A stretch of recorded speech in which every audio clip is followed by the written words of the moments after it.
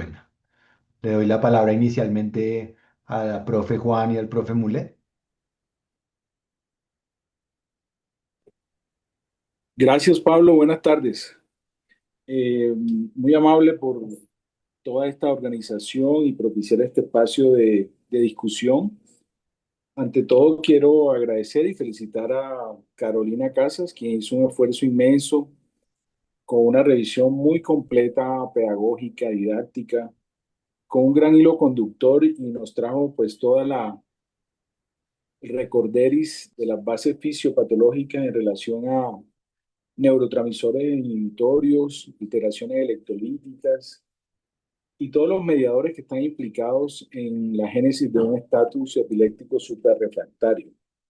Yo creo que ese abordaje no era fácil, complejo, pero yo creo que lo logró con creces y quiero realmente felicitarla porque logró el objetivo pedagógico de esta revisión. Por supuesto que no era un objetivo pues hacer una profundización de los diferentes escenarios terapéuticos y las guías que están vigentes, pero sí hizo unos comentarios interesantes de lo que se ha publicado recientemente y siguen teniendo las benzodiazepinas un papel protagónico en la primera línea. Norteamérica, lorazepam; en Colombia, midazolam, diazepam. En la segunda línea, pues levetiracetam, valproato y fenitoína han mostrado eficacia similar en los estudios S del 2019 y la elección parecería inclinarse según el perfil del paciente, disponibilidad y el ámbito clínico donde uno esté. Eh, y después publicaron el Eclipse y el Concept, donde trataban de demostrar supremacía del levetiracetam sobre fosfenitoína, lo cual pues no quedó demostrado con una superioridad farmacológica para el levetiracetam. Y queda siempre el momento, es decir, eh, la, la necesidad imperiosa del monitoreo continuo con videotelemetría para tratar de demostrar que tenemos controlado o no un estatus epiléptico.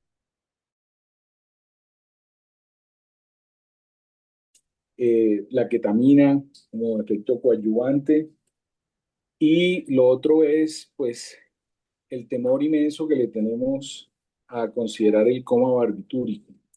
Yo quisiera aprovechar la presencia del profesor Roa, que tiene mucha experiencia en el tema, para escuchar comentarios al respecto. Muchas gracias.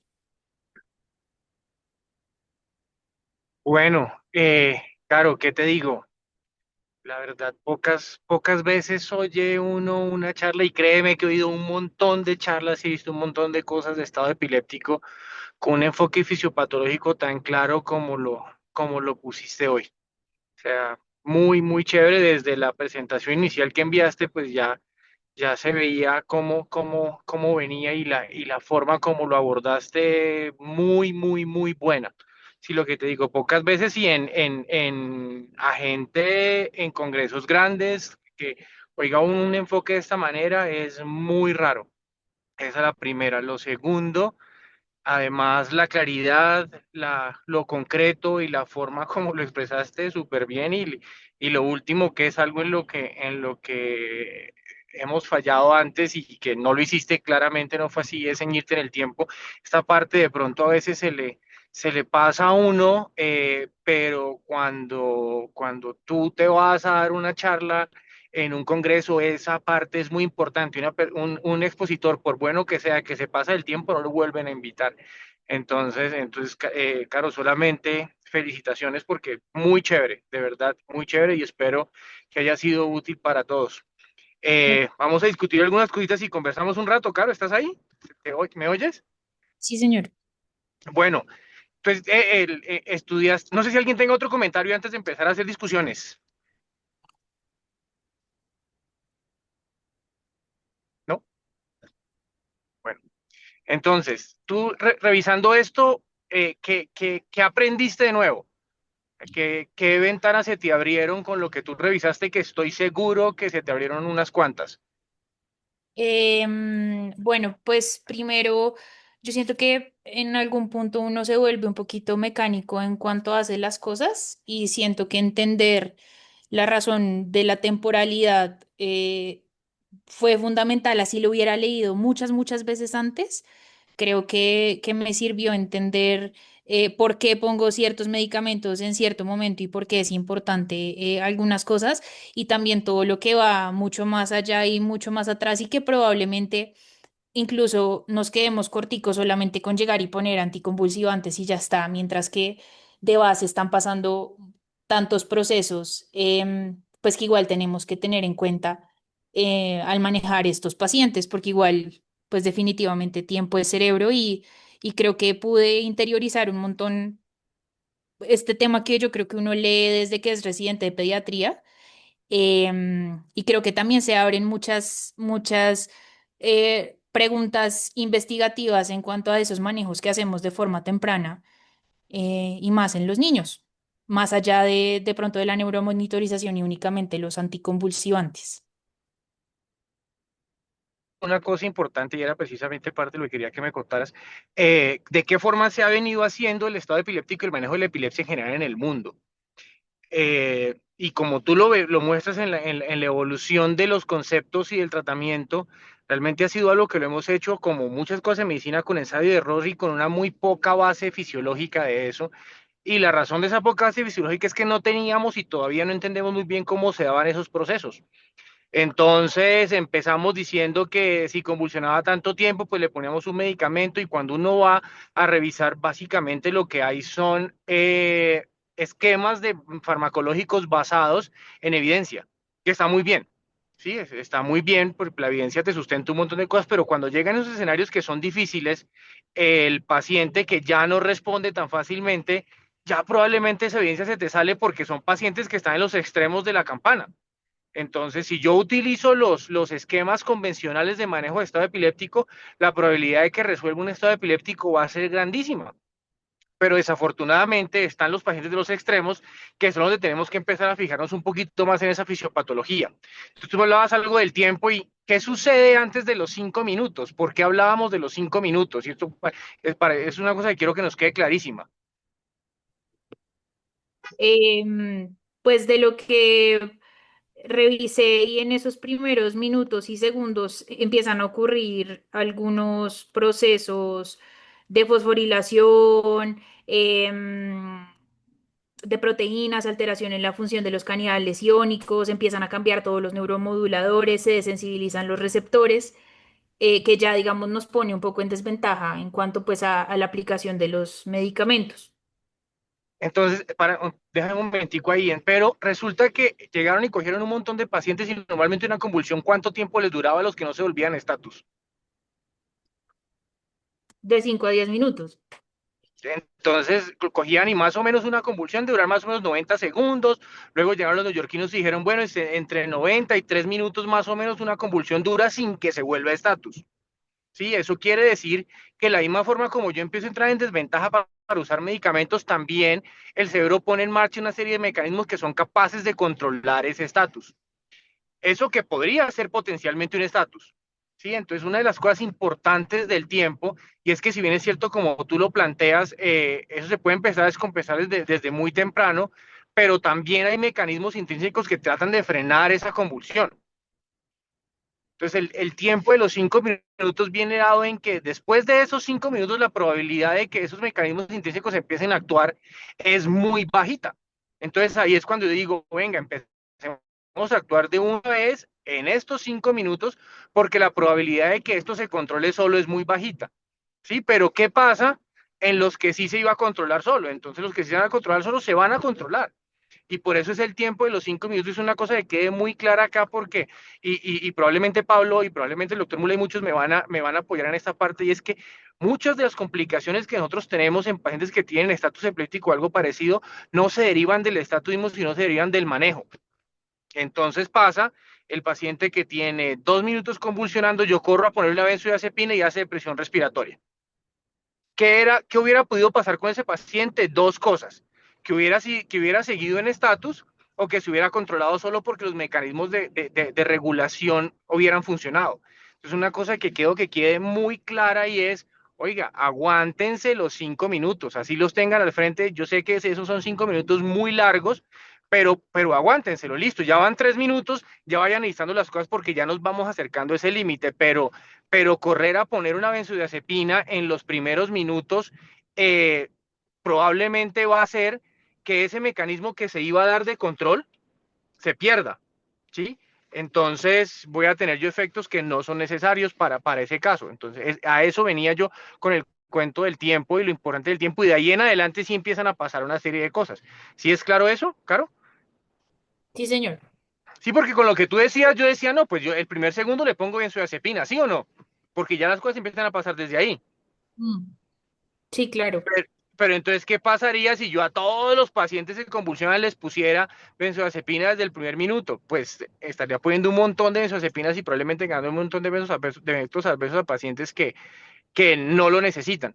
Entonces, acuérdense de eso. Mientras tanto, utilicen preparación. Prepárense, miren la tensión, miren el volumen, miren todas las demás cosas que se necesita antes de empezar a poner la benzodiazepina primero, porque es posible que eso se controle. Y si se controla sin medicamento, pues mucho mejor. Me ahorro un montón de cosas.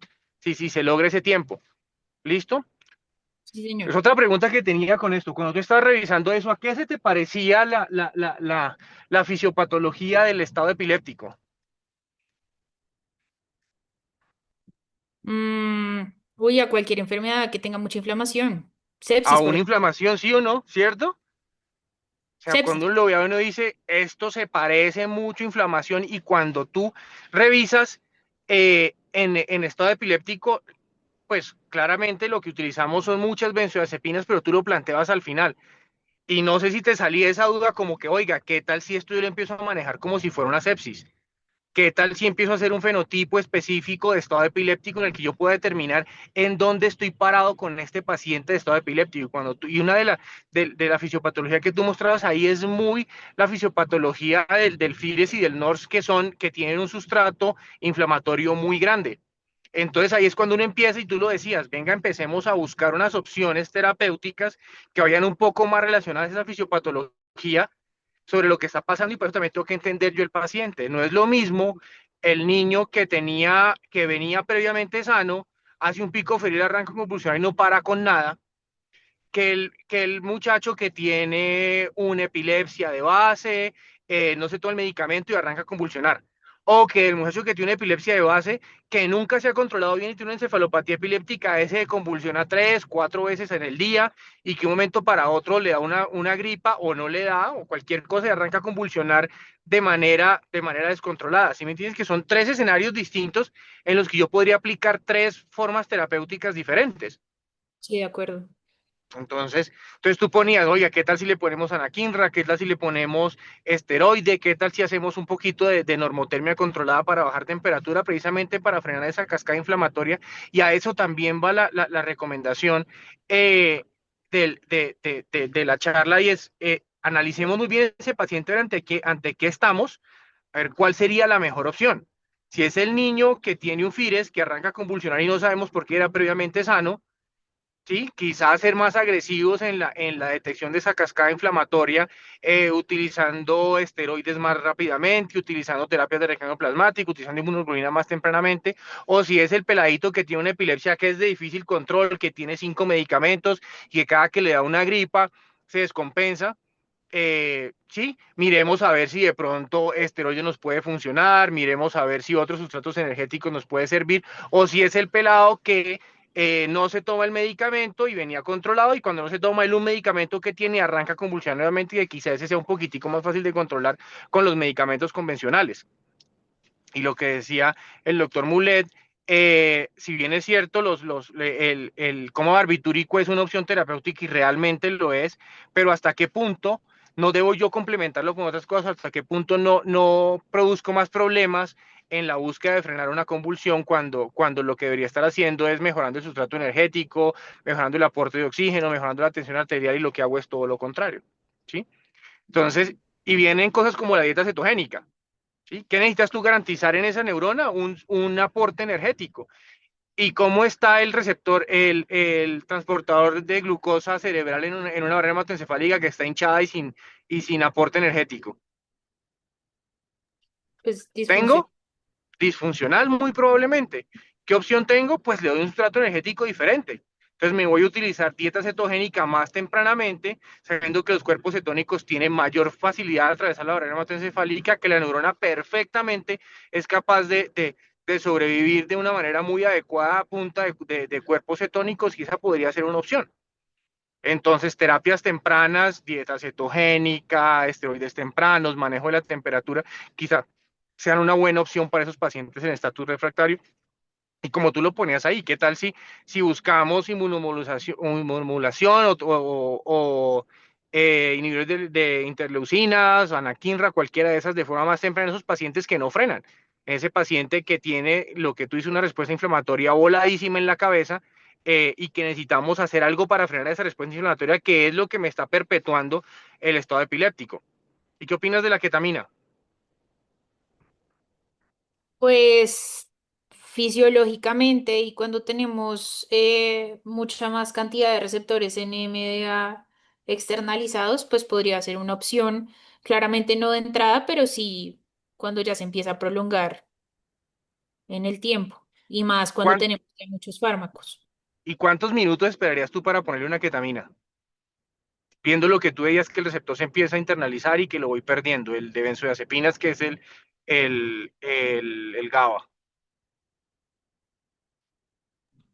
Probablemente de 10 a 15 minutos ya empieza a haber pues más externalización de estos NMDA y ya pasándonos de minutos más largos a una hora, no sé.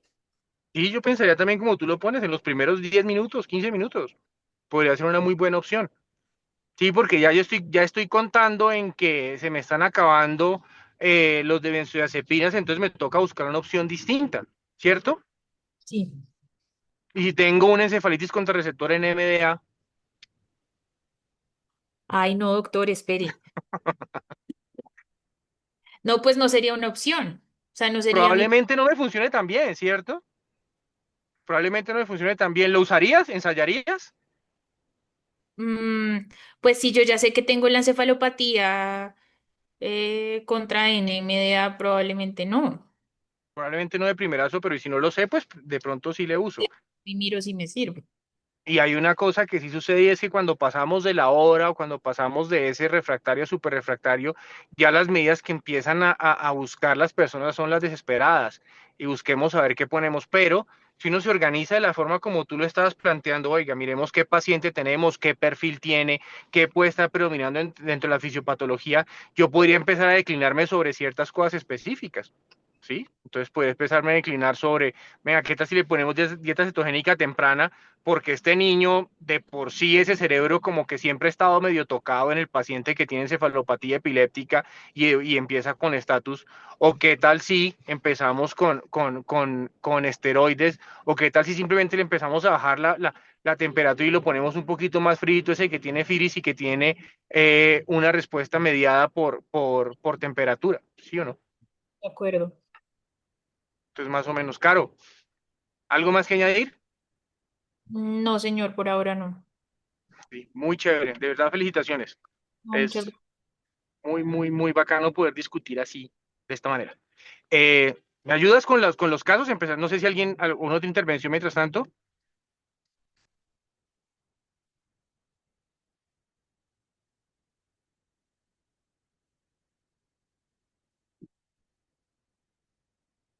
Eh, Empezamos con los casos, ¿Caro?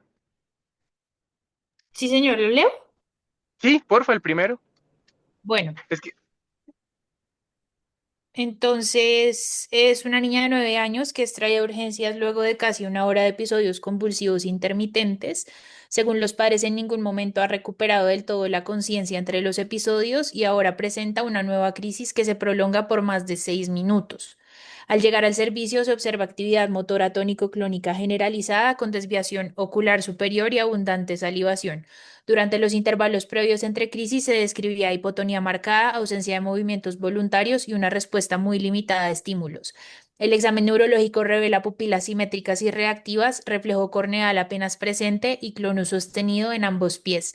Los reflejos osteotendinosos se perciben exaltados y se advierte una discreta rigidez cervical. En paralelo, la paciente presenta frecuencia cardíaca de 162 latidos por minuto, frecuencia respiratoria de 38 respiraciones por minuto con patrón irregular, presión arterial de 98,54, saturación de oxígeno por pulso oximetría de 82% al aire ambiente y una temperatura de 38,4 grados. Los laboratorios iniciales reportan glucosa de 60, sodio de 128, potasio de 3, calcio de 7,2, pH de 7,12, PCO2 de 72, bicarbonato de 20 y lactato de 6,1.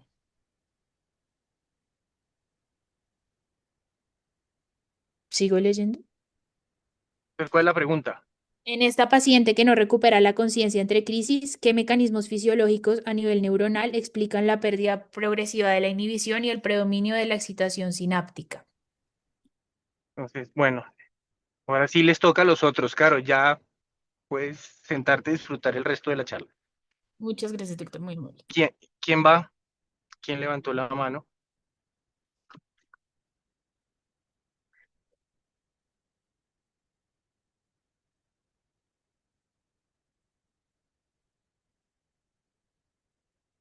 Ahí vamos con uno de los míos. Andrés Núñez, ¿estás por ahí?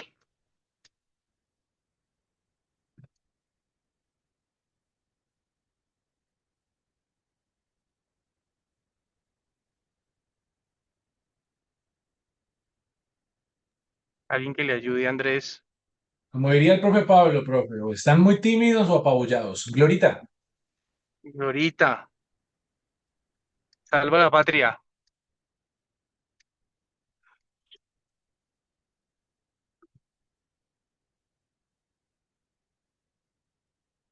No se oye, ¿se desconectó? sí, parece que sí se tuvo un problema de conexión. Había levantado Vamos la despacio. manita. La manita ya no está. Allá la vi por ahí. Angie, ¿sí está por ahí? Ah, Gloria ya levantó la mano otra vez.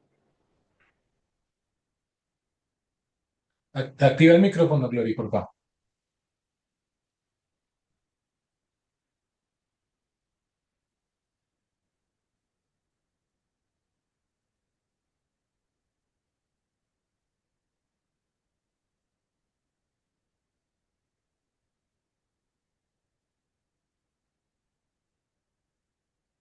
Gloria no se oye. Bueno, Marce.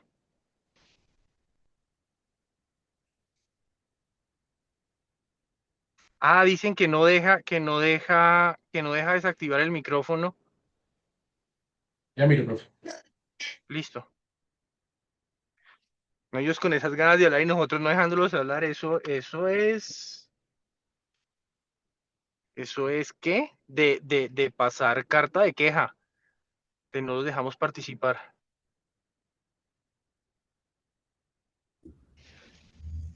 Ya, Ahora sí, sí, ahora Es sí. sí. que ya, Dale, Gloris. perdón. Buenas tardes. Todo era culpa de la central. Por mi color de tez humilde. Siga. Sí, sí, Eh, sí. Buenas tardes, Gloria Riescos de la Universidad Nacional. Ole, Eh, Glorita. pues Caro nos hizo un resumen muy chévere de todo lo que sucedía, pero vamos a tratar como de recopilar algunos datos. Entonces uno espera que en esta paciente que ya va un buen tiempo en crisis y no ha logrado recuperar pues el estado de conciencia, hay varias cosas o mecanismos que van a estar alterados a nivel neuronal. Entre ellos, pues los principales, de manera, a grosso modo, es como la falla en mecanismos de las vías inhibitorias y que se exacerben o predominen los mecanismos excitatorios. Entonces, hablamos hace un momento en el fallo de las vías inhibitorias mediadas por el GABA, que van a perpetuar la hiperreactividad excitatoria también mediada por el glutamato. Entonces, estaríamos GABA y glutamato. Esto todo a nivel celular, pues entendiendo que ese aumento de la excitación de las membranas celulares de las neuronas, pues van a hacer que haya un aumento en la producción y en la liberación de los neurotransmisores, de los que ya están en vesículas listos para ser utilizados, pero también en la producción adicional. Y que también haya más disfunción a nivel del receptor postsináptico. Pues entonces ahí vamos a tener la contracorriente entre la vía excitatoria e inhibitoria, que sería una de las principales mecanismos. Después, conforme va pasando el tiempo con los minutos, pues vamos a tener lo que hablamos hace un poquito de la internalización de los receptores GABA, que van a hacer que conforme la crisis va perdurando en el tiempo, pues estos no estén expuestos a nivel de la superficie postsináptica y que se queden en el espacio intracelular. Entonces allá vamos a tener una segunda adición y esa es una pues de las condiciones que tenemos ya para la fase 2, en el cual ya no nos va a hacer pues un tan buen efecto o tan adecuado las benzodiazepinas. La otra ya es la regularización pues a la alza de los receptores excitatorios. Allá entramos a ver el NMDA y el AMPA. En contraste a lo que pasa con el GABA, pues uno espera que pase lo contrario. El GABA hace la internalización, pero los excitatorios como los AMPA y los NMDA pues van a empezar a expresarse más en la superficie de las células neuronales, lo que va a promover que esas neuronas se exciten más fácilmente.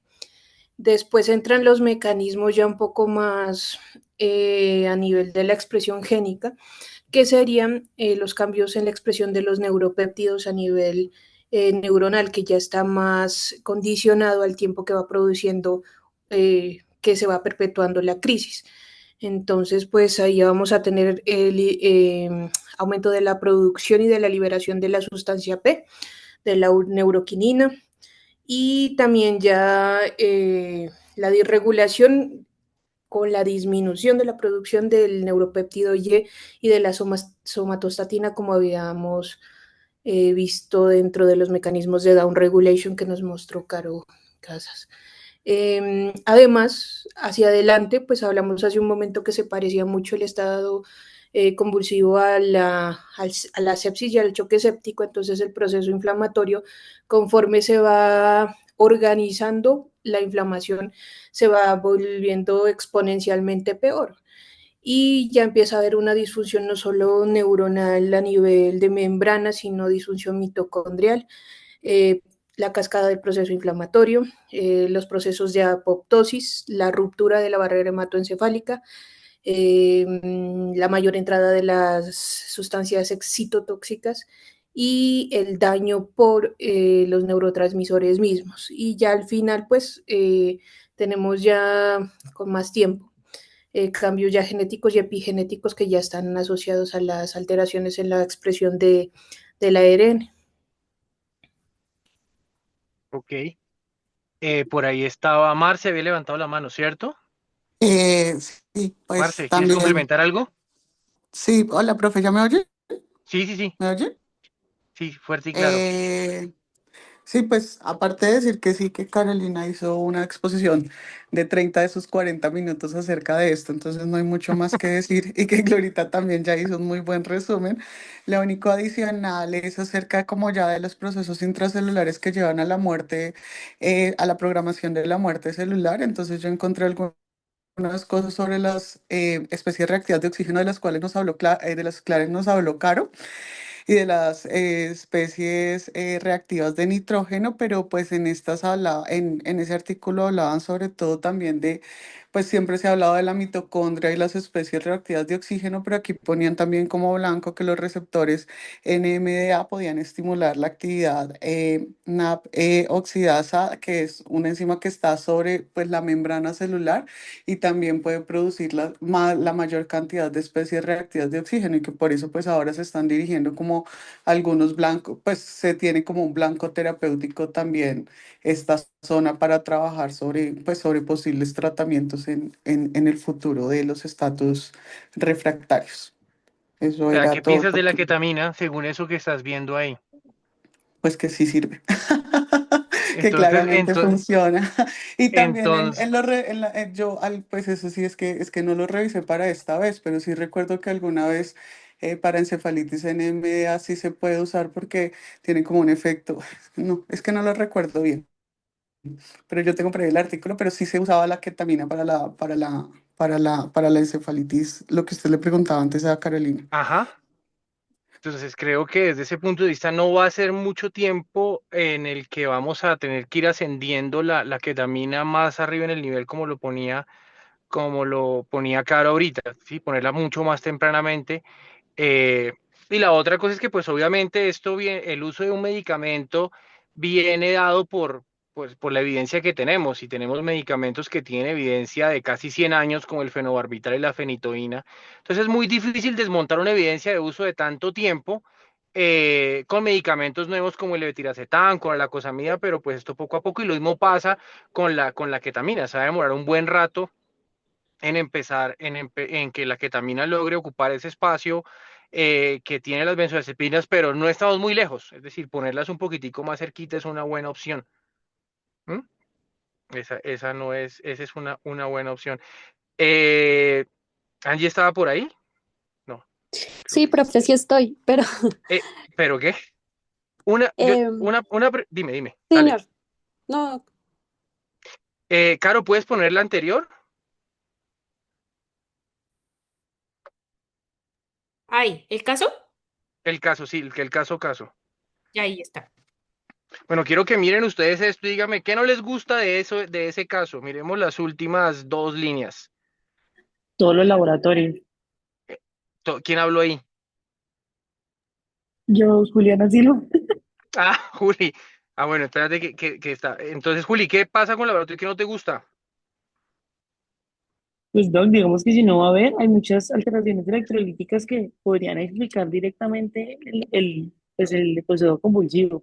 No nos vayamos muy lejos del sodio, digamos. Pues digamos que usualmente el 128 uno podría considerar que está en rango de seguridad, vamos a ponerle ahí un asterisco, pero pues finalmente sí, cuando uno revisa estatus, en medio de todo uno tiene que hacer primero la evaluación metabólica del niño eh, para ver si necesita, o sea, que esa sea la causa.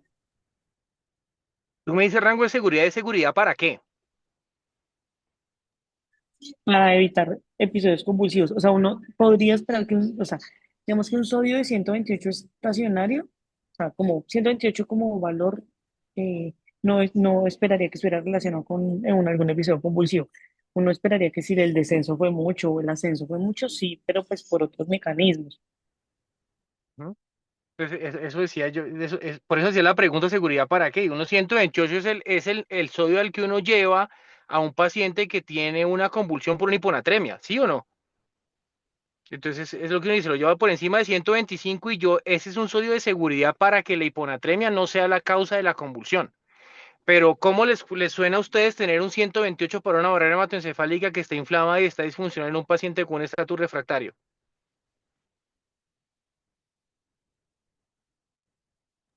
Pues mal, realmente. Sí, pésimo. ¿Cierto? Pues ¿Qué, sí, y qué, hay muchas cosas que qué, qué- preocupan de los qué le, laboratorios, además del sodio. pero quedémonos con el sodio primero. ¿Qué pasa con una barrera hematoencefálica que tiene 100, con un paciente que tiene 128 de sodio? ¿Cómo se pone el cerebro? Pues vamos a tener movimiento de agua porque vamos a tener unas concentraciones diferentes a ambos lados con una barrera que no va a lograr eh, cuadrar esas cambios de osmolaridad a los dos lados. Entonces podremos empezar a inflamar más el cerebro. Entonces voy a tener edema cerebral con ese sodio de 128 probablemente desde lo macro, Sí.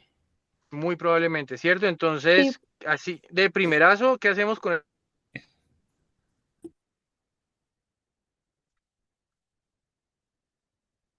Pues corregirlo. ¿Le pondrían hipertónico a usted a ese paciente con estatus epiléptico?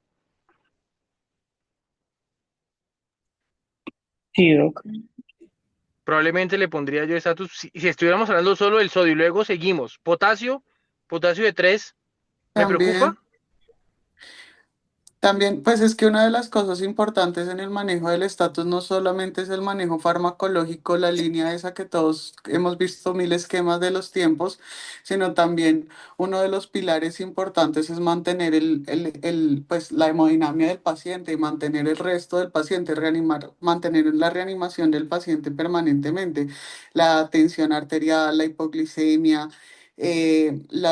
todas las alteraciones iónicas, la acidosis que se produce justamente bueno, eso es lo que está en el punto 2, pero por todo lo que se está produciendo justamente en el estatus, pues hay que mantener todo lo demás del paciente, no solo los medicamentos para detener las convulsiones.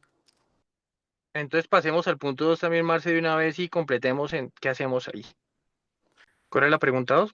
Caro, ¿la puedes poner? Ahora sí, listo. Punto, ¿lo leo yo? Sí, sí, dale. Dado el carácter prolongado de la actividad convulsiva, ¿cómo se altera la autorregulación del flujo sanguíneo cerebral y qué implicaciones tiene sobre el metabolismo energético del encéfalo?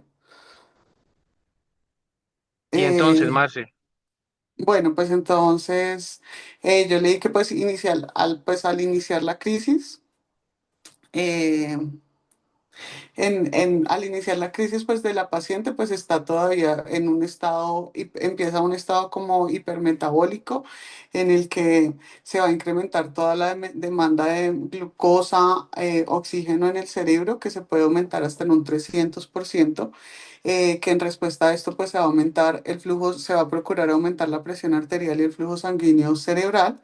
Y pues que también ahí se puede producir hipertermia si los pacientes no tengan infección. Hasta el 80% de los pacientes que hacen fiebre no tienen infección, pero se produce hipertermia es por este metabolismo aumentado. Y esa demanda, pero llega un punto en el que esa demanda metabólica supera la capacidad pues cerebral de mantener un adecuado flujo sanguíneo. Las arteriolas cerebrales ya están muy dilatadas y pierden toda la capacidad de autorregulación, como ya lo habíamos visto en las charlas anteriores. Pues ya eso va a producir que se haya una disrupción de la barrera hematoencefálica y que pues precisamente eso pues genere más inflamación, más entrada pues más se desencadene más la respuesta inflamatoria y pues se produzca un metabolismo anaerobio que pues precisamente ese es el reflejo de la hiperlactatemia que tiene el paciente y finalmente se lleve pues a muerte celular, que es todo lo que hemos visto hoy con Carolina. entonces, ¿qué harías? Eh, lo que ya, lo que ya habíamos Ujú. dicho, ¿no? Pues mantener una reanimación Y permanente ese en el lactato de paciente. 6. Pues ese lactato de 6 justamente como decíamos, se ve a que ya estamos entrando pues como en una fase anaeróbica, entonces pues hay que ponerle oxígeno al paciente, hay que reanimar al paciente, la paciente está hipotensa, creo, sí, en el caso. Entonces pues mejorar toda la entrega de oxígeno al paciente, mejorarle todo lo que es la entrega de oxígeno a la paciente, mejor dicho, mientras vamos tratando el estatus con los fármacos del manejo del estatus. Es una parte súper importante. ¿Qué tan, Marcel, tú has visto pacientes en estatus refractario y superrefractario? Sí, señor. ¿Cuántos días has visto convulsionar a un paciente o con estatus? Ahorita hay como uno que lleva como 4 días allá en la unidad del primer piso. Y los que has tenido antes, ¿cómo quedan después? ¿Cómo se ponen después? Pues ¿Has no, visto es pacientes que han fácil. salido de estatus epiléptico después de varios días? Sí, pues mal.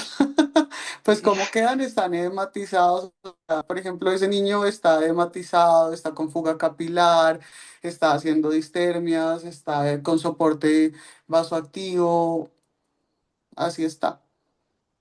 Entonces, y una de las cosas que uno a veces ve en los seguimientos es que uno tiene esos pacientes que duran convulsionando un montón de tiempo, eh, y no son pocos los que después de eso, por alguna razón, se logra controlar el estatus, y salen no tan mal como uno pensaría, ¿sí? Realmente Ok. uno dice, después de estar en estatus todo ese tiempo, ¿y has visto tú pacientes que salen de estatus de varios días y que salen más o menos bien? No me acuerdo. No, en este Pero, momento no recuerdo pacientes que entonces, salgan así. de pronto si alguno los tiene. ¿Y a qué va este comentario? A lo importante que tenemos que hacer nosotros es mantener el aporte metabólico de oxígeno. Sí, tenemos que mantener ese aporte de oxígeno de la forma más adecuada posible. porque si yo no soy capaz de controlar el estatus, mucho menos en un paciente con una hemodinamia como la que tiene esto y con unos paraclínicos con los que tiene ese, no lo voy a lograr controlar. O sea, no hay benzodiazepina que me funcione, no hay ketamina que me funcione. ¿Qué pasa si le pongo si le pongo, si yo veo que sigue convulsión y le pongo tiopental a este paciente, Marce? Pues el riesgo también es la hipotensión, ¿no? O sea, si no le hago nada más. Si no le pongo nada, y con esto, como yo lo tengo aquí estable, difícil que no esté por lo menos bien hipotenso y difícil que no esté hipovolémico, que no tenga alguna otra cosa Exacto. sistémica afectándolo, ¿cierto? Sí, señor. Entonces, esa es una de las de los peros que yo pongo generalmente al uso de los barbitúricos, y es que los barbitúricos me producen efectos adversos y yo tengo que saber que se van a presentar. Y para eso, si lo tuvieras que poner un barbitúrico a este niño, ¿qué tendrías que tener en cuenta,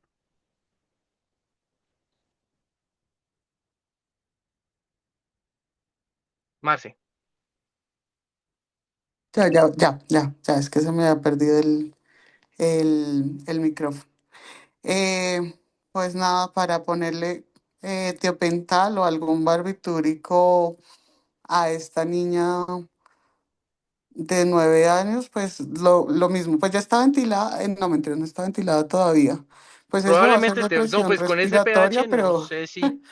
hay que hacerle, va a ser depresión respiratoria igual, pues si no, pues tendríamos que ponerle de todas maneras, pues ventilarla.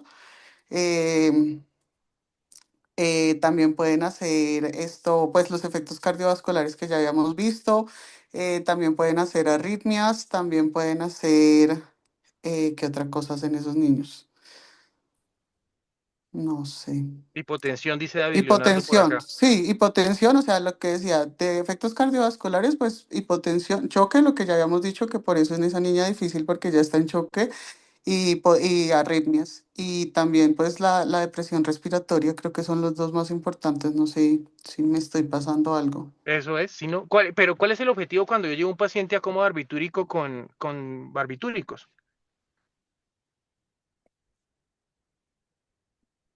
O sea, lo ¿Tú de qué llegar al buscas? estallido de depresión para... Exactamente, Ah, ok, ¿cierto? ok, ya lo entendí. ¿Sí o no? Sí, sí, No, no, no, señor. lo que dices es muy importante. Lo que dices es muy, muy, muy, muy importante, porque si yo no mantengo esto, pues graves, ¿cierto? Lo de llevarlo al estallido de supresión, ¿y eso qué es? Ese es como, es que lo voy a decir muy... Como eh, salga, no importa, está bien. es como el reinicio ¿Cómo, del... cómo lo reseteo? Sí, es como que es como una actividad eléctrica, pues en la que sí, no, pues yo lo entiendo así, no sé, es como una Ujú, actividad en ujú. la que uno busca justamente como dar como un silencio, sí, como un resetear, es que no sé cómo Eh, más decirlo. sí, está bien. Es difícil, es que es difícil de definir porque ni siquiera nosotros en epilepsia sabemos específicamente qué pasa, pero lo que yo sí tengo es un electroencefalograma que tiene algo que fuera como unas puntas, una descarga y se suprime. ¿Y yo cómo hago para saber que un paciente está en estadio de supresión? Con el electroencefalograma. O sea, ¿de qué me sirve a mí poner tiopental en un paciente que no lo tengo con Ah, electroencefalograma? no, pues grave. No, porque no sé a dónde o sea, la meta es llevarlos a estallido de supresión como para, otra vez insisto, perdón, Ujú. reiniciar como el ritmo. Entonces, si no tengo eso, es Como como si lo choqueara si fuera a tratar una arritmia y no tuviera con 2 por kilo, Jules, electrocardiograma. Exactamente. ¿cierto? Y no tuviera Es más o menos. electrocardiograma. Exacto. Entonces, y ese es otro de los errores que frecuentemente cometemos, y es que ponemos los pacientes en coma barbitúrico sin determinar que realmente esté en coma barbitúrico. Y cuando uno los tiene en monitorización electroencefalográfica, uno se da cuenta que muchas veces mm, eso no se logra, y no se logra a pesar de dosis altas. Entonces, pues la idea de usar tiopental es primero entender a qué me estoy arriesgando, es un arma muy poderosa, pero la otra cosa es yo saber cuál es mi objetivo. Y mi objetivo es estallido supresión. Mi objetivo no es que el paciente esté sedado porque ya lo estaba, mi objetivo no es que el paciente deje de moverse porque pues Ese no es una manera de determinar yo que eso está sucediendo, sino que el objetivo es llevar, o el paciente queda en silencio electroencefalográfico, es decir, el electroencefalograma queda plano, o preferiblemente quede en estallido de supresión. Esa es la idea de yo tener un paciente con coma barbitúrico, ¿sí? No me gusta mucho por todos los efectos que tiene y creo que tenemos otras herramientas y cuando uno ve lo que dice Carolina de cómo yo fisiopatológicamente puedo acercarme, podría usar otras cosas antes de llevar estallido de supresión, dosis mucho más altas de benzodiazepinas, dosis más altas de ketamina, otros medicamentos anticonvulsivantes, inmunoterapia, dieta cetogénica, cosas parecidas, pero me gusta muchísimo menos cuando lo tengo que usar sin electroencefalograma y ahí pues es mucho más complicado, ¿sí? Entonces es importante. Bueno, el último punto, ¿quién me ayuda con eso?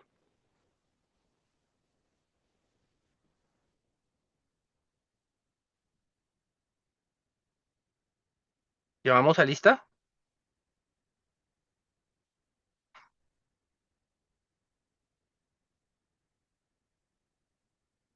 Ah, ya levantaron la mano. ¿Quién Doctora, que levantó la mano? Gloria saque la mano por nosotras, que es la que tiene los gráficos bonitos. ¿Qué? Es que los gráficos míos son muy feos. Y Glorita, que es la que los hace bonitos.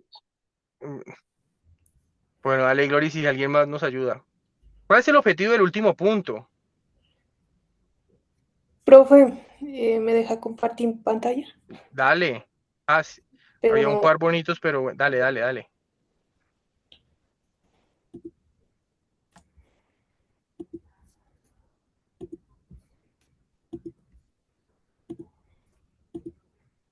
Inténtalo, Glorita, que yo ya lo habilité.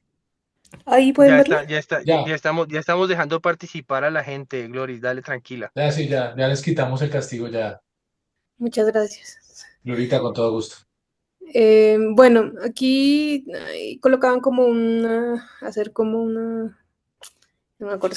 Bueno, una serie de eventos más o menos por las fases y por el tiempo que podíamos ir haciendo y pues la razón fisiológica de por qué hacemos lo que intentamos hacer. Entonces vamos de abajo hacia arriba. Entonces aquí estamos en la primera fase, como en la inicial, entre los 0 y los 5 minutos. Entonces, lo que vamos a ver en todas es que se tendría que repetir la evaluación, estar pendiente siempre de la vía aérea, la respiración y la circulación, mantener adecuadamente pues la hemodinamia del paciente, también tener en cuenta qué flujo metabólico tenemos, cómo está la glucometría y qué tal la oxigenación. La meta de eso y la razón fisiológica, pues prevenir que el paciente entre en hipoxemia y después en hipoxia cerebral, pues mantener la perfusión.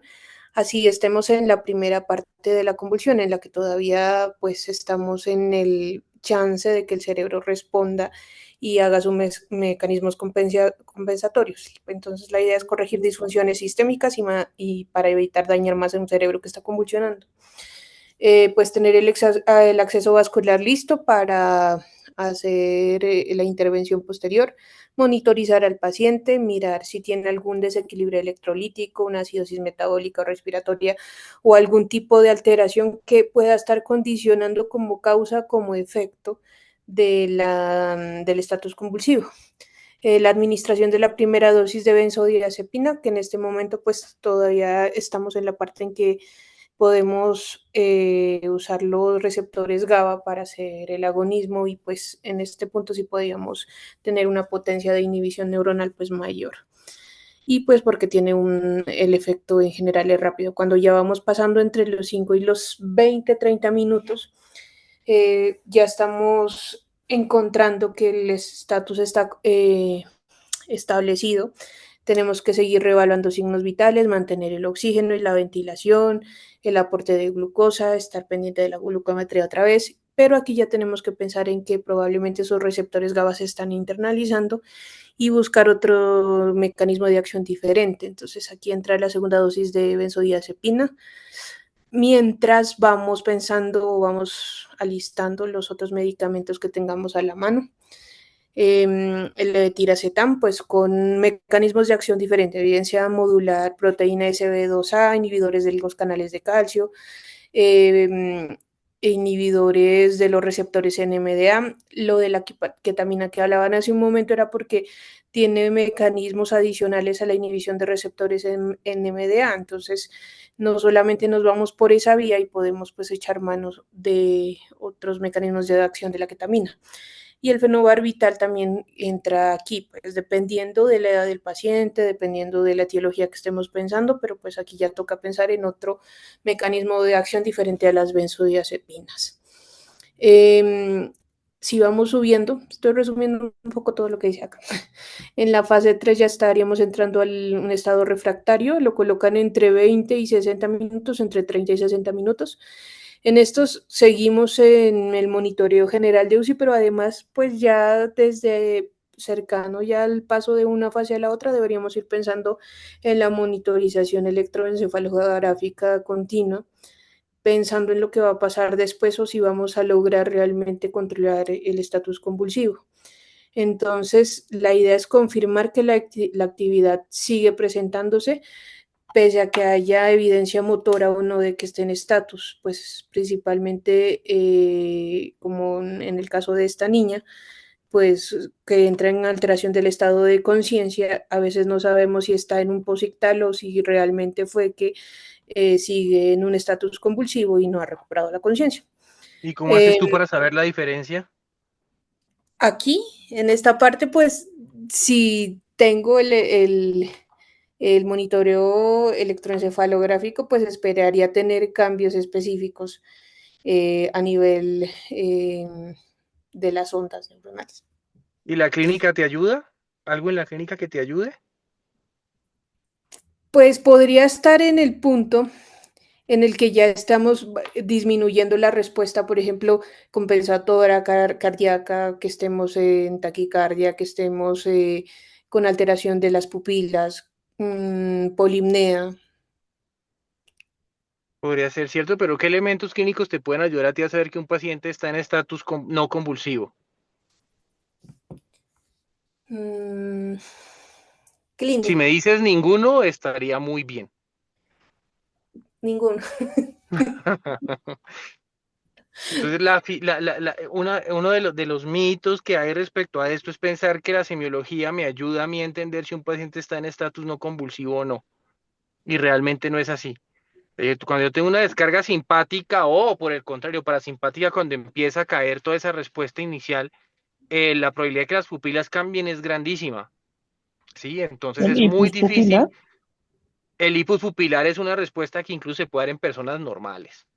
Entonces, Ok. ese es uno de los que dicen, no, tiene hipus, entonces de pronto sí es muy difícil que eso me caracterice a mí que está un paciente en estatus no convulsivo. Entonces, es muy difícil. Moraleja de esto, ¿cuál es? Necesito un electroencefalograma. Necesito un electroencefalograma. O sea, ese sí, no hay otra forma de determinar que algo no está pasando, no tengo otra forma de titular los medicamentos sino con esto. Y mucho más allá de eso, eso me da una forma muy segura de poderlo hacer. Puedo poner los medicamentos más rápidamente, puedo quitarlos más rápidamente, puedo saber qué intervenciones son adecuadas y puedo saber qué estoy haciendo. Entonces esa es. Listo, sigue. Profe, pero entonces, por ejemplo, ¿no? Si ya estamos acá en el refractario, pues aparte de lo que habíamos hablado ahorita del coma barbitúrico, si lo tengo con infusiones de midazolam alto o lo tengo con infusión de propofol, ya lo tengo en electroencefalograma, pues continuo, igual uno esperaría que esté con la actividad muy lenta. ¿A qué cómo hago la pregunta? ¿Qué tanto me ¿Qué sesga quieres saber? de tenerlo muy sedado al paciente o qué tan, qué diría, O qué sea, tú tanto, lo tienes y le pusiste un electroencefalograma y está lento. sí, pero en qué tanto tiempo tengo ese electroencefalograma, o sea, le monto la infusión de midazolam, estoy en dosis altas, de una le monto la telemetría y espero ver resultados en los primeros minutos, en la primera hora, para montar otra cosa diferente, por ejemplo. Eh, ¿Qué encontraste en el electro? O sea, lo que tú quieres saber es cuánto tiempo se demora el electro en cambiar después de que yo tengo un estatus controlado. Sería inmediato, ¿cierto? Sí, claro. Sí, sí, sí, de una. Es Y más, si cuando uno ve los electroencefalogramas de pacientes que están convulsionando y les ponen benzodiazepinas, uno puede ver cómo hace, ¡pum! Y se apaga. Ahí mismo. ¿Y qué tanto espero, profe, pues porque yo sé que ya lo tengo apagado, pero Ajá. O necesito, sea, tú ya lo pusiste y ya viste que el estatus se dio, ¿cierto? sí, no hablando del barbitúrico, sino que estoy con midazolam y ya con eso me mejoró el estatus. ¿En cuánto Y tiempo lo, lo reinicio realmente? O sea, lo y vuelvo a lo iniciar. pusiste. Y vuelves a iniciar que el midazolam otra vez Pues, o no, empiezo a bajar el midazolam para estar más o menos en un plano de seguridad. ¿quién Me me dan ayuda con una respuesta con eso? Deme opciones. Dame una Hola, opción profe, tú. yo, ¿Tú qué Angie, pensarías? Dale, Angisita. yo diría, pues, a Glory que pues nos podemos guiar mucho es en el tipo de frecuencias, pues, de las ondas del electroencefalograma, ya que esto nos habla sobre flujo sanguíneo cerebral. Entonces, digamos, si bien es cierto que uno debe tener una actividad pues baja, ¿sí? Para pues tratar de disminuir esas descargas, pues una forma que considero yo que puede ser, digamos que, entre comillas, pues segura, es mirar pues estas frecuencias de onda que se relacionan directamente con el flujo sanguíneo cerebral, como para hacer la correlación y como el neuromonitoreo respecto a esto. Pero una opción es esa, que tú vayas mirando cómo está ese electroencefalograma con respecto a un electroencefalograma más normal posible, eh, y titulando de esa manera la benzodiazepina de a poquitos, que esa es la forma de hacerlo. Y la pregunta que yo te haría entonces, Angie, que si tú te demoraste en controlar ese estatus convulsivo, un día y medio hasta que finalmente el electroencefalograma se puso más bonito, ¿cuándo le empezarías tú a bajar después de que tú ves que el electro empiece a mejorar? Versus un paciente que te demoraste 3 horas, Ujú. un día y medio. ¿cierto? Sí. Pues Entonces uno creo, lo pone, no, de eso no hay, antes Núñez dice por aquí 2 horitas, de eso no hay una respuesta clara, pero lo que yo tengo que decir es, oiga, ¿qué tan malo llegó este niño hasta este punto para ver a mí qué tanto me costó? Porque imagínense ustedes esas neuronas ahí disparando un montón, esa barrera vuelta a nada, esos receptores todos internalizados, y yo veo que se mejora y de uno empiezo a bajarle. ¿Qué probabilidad de que eso que todavía no ha alcanzado una homeostasis más o menos regular se altere, vuelva y descargue? alta. ¿Cierto? Entonces de esa manera yo también empiezo a mirarlo, ¿sí? Porque si yo veo que simplemente tiene un estatus, el paciente le puse un bolo de benzodiazepina y aplanó, pues no le pongo más. Pero si yo me demoré 3 días, tengo que hacerlo con mucho cuidado. Si yo tuve que poner 5 medicamentos para hacerlo, tengo que hacerlo con mucho cuidado y para eso me sirve el electro. Entonces yo le voy bajando por porcentajes y voy viendo qué va pasando con ese paciente en la medida que le voy bajando. No tenemos una fórmula para eso, pero sería la misma fórmula que yo te digo, bueno, ¿tú cuánto tiempo le desmontas el vasopresor a un paciente que estuvo choqueado? Depende. Depende. ¿Qué tan choqueado está? Ya lo estabilicé, ya encontré la causa, ya lo pude controlar un poquitico mejor. ¿Qué tan bien están los otros parámetros? Gasimétricamente, ¿cómo lo tengo? ¿Sí o no?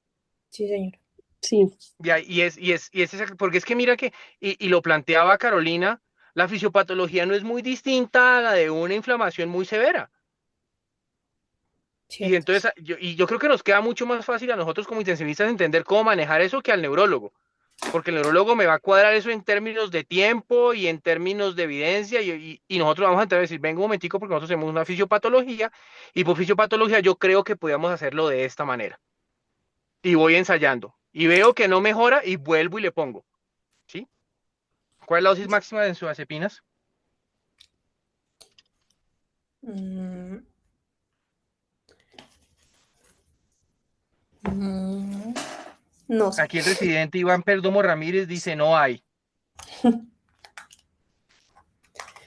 Pero hasta dónde me rindo ya con la benzodiazepina, pues Eso es una muy buena pregunta. ¿Hasta cuándo Entonces, si yo sé que yo siempre digo en benzodiazepinas el cielo es el límite. Pero también tiene que haber un momento en que tú dices, esto no me funciona. Una de las formas para poder entender eso es de pronto mirar qué pasa con los bolos.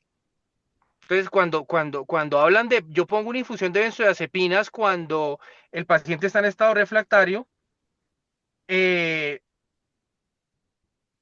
para que yo alcance una dosis alta de benzodiazepinas, si la pongo a 100 microgramos por kilo por hora, me voy a demorar una hora en alcanzar lo mismo que pongo en un bolo.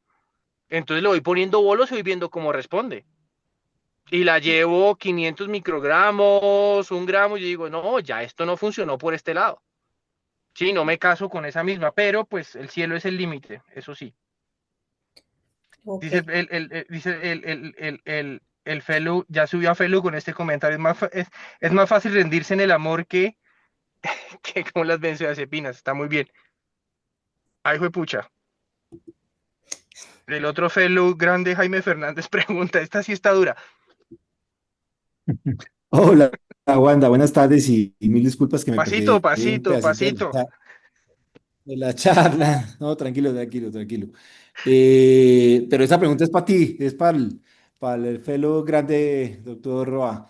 No, Pobre. quería hacer dos comentarios. Primero, agradecerle a Carolina Casas. Yo creo que la presentación que hizo Caro fue espectacular, fantástica en términos de hilo conductor. Tuve que retirarme un ratico, pero realmente revisó a profundidad la fisiopatología y nos logró mantener ahí concentrados un buen tiempo y creo que vale la pena resaltarla, felicitarla, Caro, porque realmente estuvo muy buena. Pero la pregunta va para Juan David frente a algo que nos cuestionamos siempre en esos pacientes que tenemos y de hecho coincidencialmente teníamos un paciente la semana pasada y muchas veces lo tenemos con dos, tres anticonvulsivantes y es un sufrimiento para poder objetivizar la estrategia y con videotelemetría poderlo monitorizar. Y lo que uno siente a veces, y lo pregunto por pura ignorancia y porque quiero aprender, Juanda, es porque apagamos un poquito el fuego, pero la leña sigue prendida. ¿En qué sentido?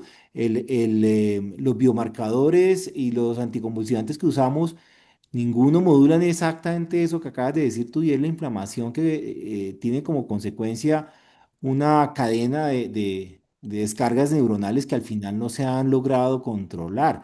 Entonces, la pregunta es, ¿tenemos que seguir haciendo ese enfoque solamente limitándonos a intentar apagar esa descarga neuronal masiva o de repente, como mostraba Carolina, modular la inflamación podría llegar a modificar el curso de la enfermedad, que afortunadamente los que llegan a ese estatus superrefractario son menos? Pero la pregunta, Juanda, es ¿qué opinas frente a eso y cómo podríamos buscar modular esa inflamación? Porque al final eso es lo que condiciona esa cascada enorme y esa bola de nieve creciendo. Era fundamentalmente eso y bueno, felicitaciones a Caro nuevamente. Creo que sí, no, creo que definitivamente, y eso lo hemos ido aprendiendo con el tiempo. Claro, lo mostraba y lo hablábamos hace un rato cuando hablaba de la clasificación, cómo la clasificación pasa de ser un fenómeno de descripción semiológica a ser un fenómeno de descripción epidemiológica y ahora a tomar un poco más de recursos fisiopatológicos cuando empieza uno a diferenciar específicamente qué pasa en un estado epiléptico. Eh, y desde mucho tiempo ya se han venido utilizando mediadores de respuesta inflamatoria y terapias dirigidas a eso en epilepsia. Y nosotros utilizamos ACTH y utilizamos esteroides en algunas epilepsias de muy difícil control desde hace muchísimos años. Y resulta que eso quedó ahí, quedó limitado a un par de epilepsias específicas, pero cuando empiezan a aparecer etiologías, descripciones nuevas de eventos epilépticos como el FIRES, como el NORS, ya empezamos a ver que la inflamación definitivamente tiene un papel muy importante en esto y empieza a tomar sentido eso que hacíamos antes de poner esteroides. Y es por eso que ahora en esos escenarios el uso de esteroides más temprano, el uso de inmunoglobulina e inmunomoduladores empieza a tomar un poco más de fuerza. ¿Cuál es el problema? Que no tenemos esa evidencia suficiente para ponerlos dentro de las guías como tal, porque pues las guías están hechas específicamente basadas en la evidencia disponible, pero sí cuando yo determino que fisiopatológicamente tengo ese paciente que sigue con marcadores inflamatorios elevados, que sigue haciendo fiebre, que el estatus está más o menos medio controlado, pero no del todo, o que ni siquiera se ha logrado, empezar a apelar por eso, por manejos de temperatura, por manejos de inmunomodulación es la mejor respuesta. Entonces yo creo que en esos pacientes difíciles, y habíamos puesto tres fenotipos distintos, uno era el paciente que tiene una epilepsia que no toma el medicamento, ese de pronto lo necesita y ese se controla mejor. Otro es el paciente que tiene una encefalopatía epiléptica y resulta que con cada que le da una infección vuelve y se altera, algo tiene que haber en eso y en esos empezamos a usar esteroides más tempranamente, pero definitivamente en el paciente sano que hace un FIRES, entre más rápido empiece, descarte yo una etiología infecciosa y ponga manejo esteroideo, es mucho mejor la respuesta que puedo tener. Entonces sí hay mucha cabida y la cabida viene precisamente de entender la fisiopatología de los fenómenos inflamatorios que se dan en estos casos, sí, definitivamente. Claro, eso, Juanda, me parece sumamente interesante y para los residentes identificar los fenotipos porque volvemos y caemos al punto de lo que nos pasa en sepsis también, y es que pretendemos que la hidrocortisona puede ser útil para todos y ya sabemos que dependiendo del fenotipo, dependiendo de la forma como vamos a clasificarlas, unos responden más que otros. Entonces creo que ese mismo camino en estatus epiléptico se está recorriendo y el reto es poder tener biomarcadores sencillos a la cabeza del paciente en todos lados y universales que nos permitan clasificar esos diferentes fenotipos y decirte, mire, este paciente responde mejor arrancando con levetiracetam o arrancando con el otro. Y creo que allá vamos a tener que llegar para ser mucho más específicos. Precisamente la medicina de precisión y precisamente una de las grandes utilidades que hoy en día nos da el Machine Learning y es que aparte de herramientas predictivas nos ayudan a ser mucho más precisos. Pero era esa la pregunta, Juan. Mil gracias por todo lo que nos enseñas y por todo lo que compartió Carito, que realmente ha sido muy... Y te lo pongo de otra forma, los fenotipos nos llegaron tarde a epilepsia. Cuando nosotros hablábamos de fenotipos en epilepsia, hablábamos específicamente de fenotipos electroencefalográficos y fenotipos clínicos, más no específicamente de fenotipos inflamatorios y fisiopatológicos. Y eso es algo que tiene relativamente poquito tiempo y ni siquiera ha entrado dentro de las clasificaciones porque tenemos que empezar a dividirlos. Sí, y es muy aprendido de lo que hemos aprendido en sepsis. Oye, resulta que pueda que se llame lo mismo, pero son pacientes diferentes con etiologías distintas y fisiopatológicamente diferentes. Entonces, sí, sí, sí. Así es. Muchas gracias. Profe Perdomo, Juanito, muchas gracias. Pues felicitar a Carolina, de verdad que la exposición estuvo muy, muy completa, muy bien diagramada, muy desde el oficio patológico, que es como el objetivo de estas presentaciones. Me gusta mucho esa analogía que estamos haciendo con respecto a la gravedad que significa un estado epiléptico y compararlo con un choque séptico. Y desde ese punto de vista, pues yo creo que haciendo la analogía, pues entrar con un manejo, yo no digo agresivo, sino lo más oportuno posible, eh, es súper importante. O sea, no creo que a ninguno de nosotros nos vayan a culpar por iniciar un amplio espectro de vancomicina meropenem frente a un niño con un choque séptico con factores de riesgo.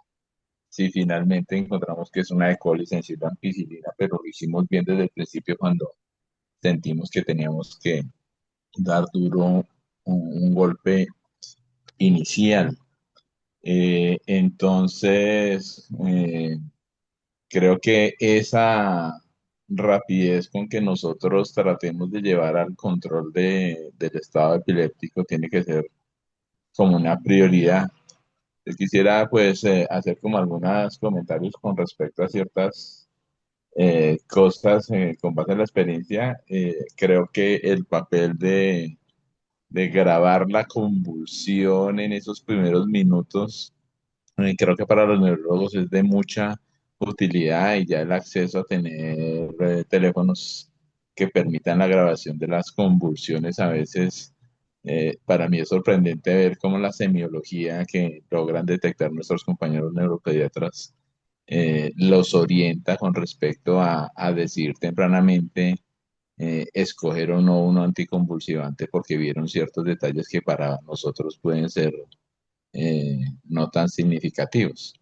Quiero insistir un poquito en la parte de lo que significa el proceso diagnóstico. O sea, la estabilización del paciente es lo prioritario, pero tratar de encontrar la causa es bien importante. Entonces, frente a los pacientes que no tenemos claridad, pues la relación de neuroimágenes, análisis de líquido cefalorraquídeo tiene que ser prioritario.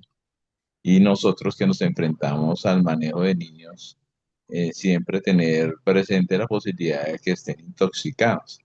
Generalmente, pues, en la urgencia a veces se nos olvidan cosas. Entonces, como trucos, dejar recomendado que en las muestras de laboratorio iniciales se congele plasma y se congele orina por si de pronto uno necesita hacer una búsqueda posterior de cosas que dejó de pensar inicialmente. Y ya a manera de pregunta con Juanito, saber si tenemos algunas herramientas desde el punto de vista semiológico o de biomarcadores que me permitan como anticiparme a que un paciente pueda tener más riesgo de tener una evolución hacia una refractariedad o el desarrollo de complicaciones. Y lo que hablábamos antes, ser tranquilos en lo que es la disminución de controladores, que es uno de los errores que yo a veces veo con frecuencia, que para haber logrado el control de un estado epiléptico, terminamos usando dosis que no son las habituales de, por ejemplo, una benzodiazepina, que para mí sigue siendo uno de los medicamentos que más me acostumbro a usar, y ver cómo de pronto en un cambio de turno dicen, ay, pero ¿cómo así la midazolam 500 está mucho? Empiezan a hacer un descenso muy temprano antes de que uno suponga se ha logrado un verdadero control de los fenómenos epilépticos, que la realidad es que no todos tenemos la posibilidad de tener la telemetría ahí a pie de cama inmediatamente, y a veces cometemos ese error. Y finalmente, a ver si Juan nos puede decir algo con respecto al papel de el uso de los relajantes neuromusculares cuando tenemos un estado súper refractario, y si esto sí realmente condiciona un poquito de mejoría de la repercusión sistémica del estado epiléptico. Ahí me disculpo por lo largo de este comentario, pero pues son cosas que creo que pueden ser útiles, y las preguntas ojalá se pudieran contestar. Listo, profe. Bueno, profe, Y gracias, profe. perdón, te interrumpo, Wanda, y me meto así para coger muy bien la línea que Iván acaba de plantear, que es interesantísima. Y qué bueno hablarlo, pues, para que los residentes entiendan y tengamos como ese concepto frente a la analogía de la sepsis. ¿Por qué no considerar la sepsis hoy en día un concepto grande que estamos defendiendo? Es que es una enfermedad tiempo dependiente. Y definitivamente el estatus epiléptico también. Entonces tienen esos comunes denominadores de ser enfermedades tiempo dependientes, enfermedades con un componente inflamatorio importantísimo. Entonces son las que a uno le gustaría que los residentes, cuando intervienen en esas enfermedades, tuvieran el reloj a la mano y empezaran a considerar el tiempo. Entonces, perdónme que me metí así, pero era para seguir la misma línea que Iván estaba mencionando, que me parece importantísimo. Y obviamente ahí sí, Juan, a escuchar tu opinión, porque creemos que debemos empezar con ese título de enfermedad tiempo dependiente.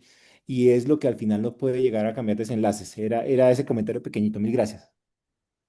Y funciona y se adapta mucho no, esta no fue la última revisión de esta clasificación de estatus, sino la anterior, donde ya ponían T1, T2, T3, T4, T5, porque viene de la mano, no de la parte de sepsis, sino que eso se lo tomaron de la parte de stroke y de ACV, del tiempo y la relación entre tiempo y conservar el cerebro. Entonces, por eso se puso eso en términos de tiempo. Creo que ese es algo que en estatus sí se ganó, y nos hace falta todavía ponerle lo de respuesta inflamatoria y lo de fenotipos, pero lo tenemos y definitivamente es así. Y quiero extrapolar un poquitico más allá en patologías neurológicas agudas severas, como esas, como las distonías, como esas crisis distónicas, que también a veces nos dejamos ganar el tiempo y resulta que esto se prolonga. Y en la medida que se prolonga, los mecanismos se van prolongando, también es mucho más difícil controlarlo. Entonces decía el profe que cosas me pueden a mí anticipar que un paciente va a estar en estado epiléptico.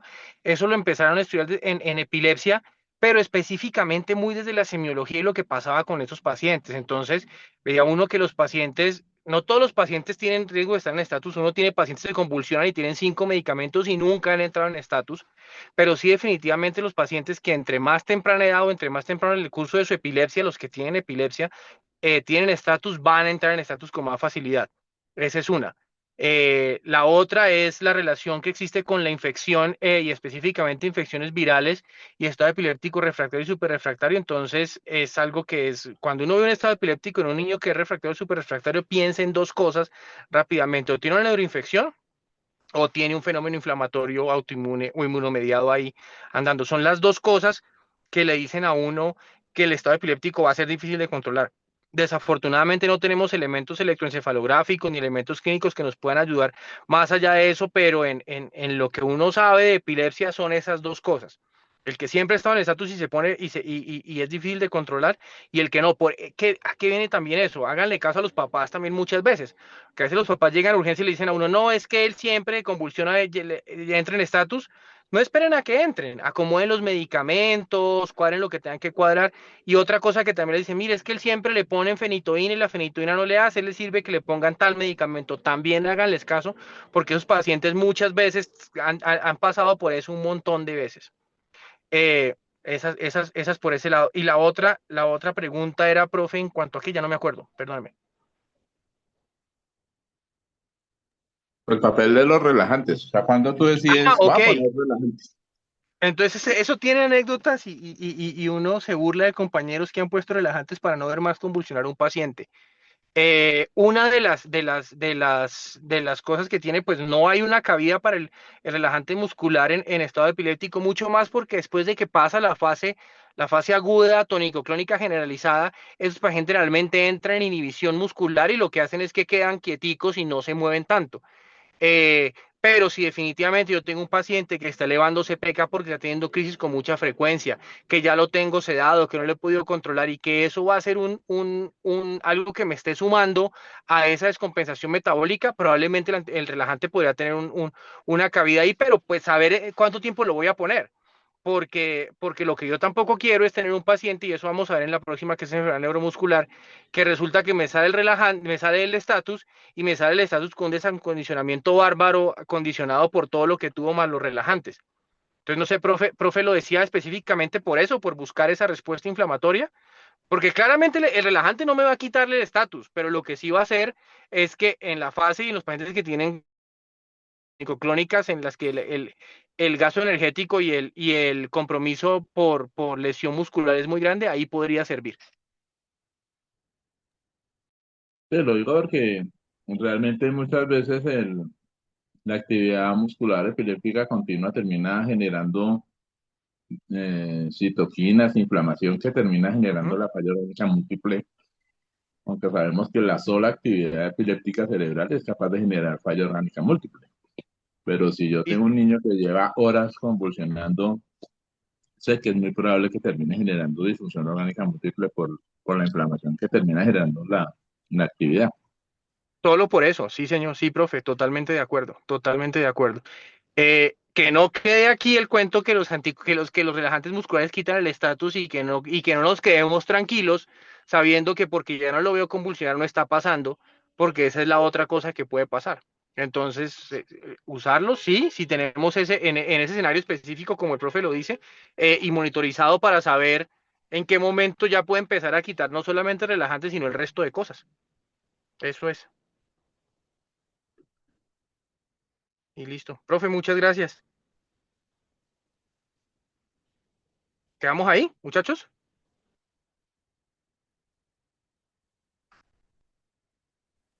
Yo Sí, ya, creo ya. que Yo creo Gracias que a Sí, todos. sí. yo creo. Yo creo que es justo. Sí, sí, sí. Muchas gracias a Pelados, todos. Fuerte abrazo. muchas Buenas gracias, tardes de a verdad, todos, muy gracias, chévere. Y Nos siga Caro, preguntando que va y los despierta, hermano. sí, y Caro, otra vez, de verdad, muy chévere. Y a los que han venido hasta ahora, muchísimas gracias. Muchas Chao, chao. gracias. Gracias, profe. gracias.